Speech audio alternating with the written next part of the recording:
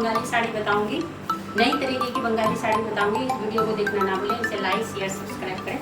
सबसे पहले हम लोग बंगाली साड़ी में यहाँ से इस कोने से यहाँ डाल देंगे। अच्छे से आपको कवर करना है ये चीज़ को।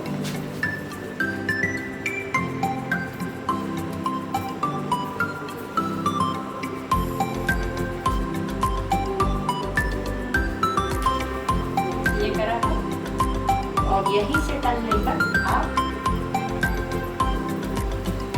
इस कोने में दिखाइए यहाँ पर और इसको अच्छे से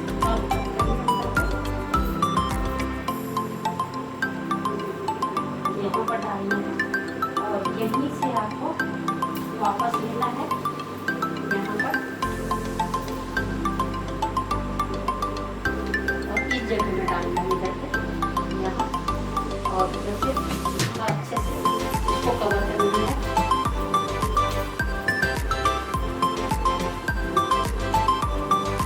और एक छोटी सी पिन लेकर पीछे की तरफ यहाँ लगा देना है, यहाँ लगा दिया है और यहीं से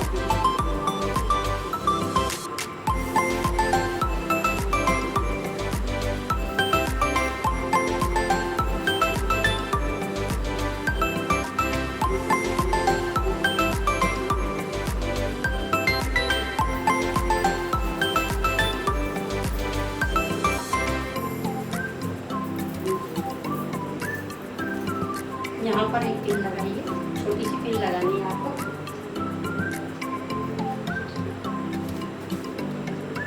ये लगा दीजिए छोटी सी और इसी जगह में आपको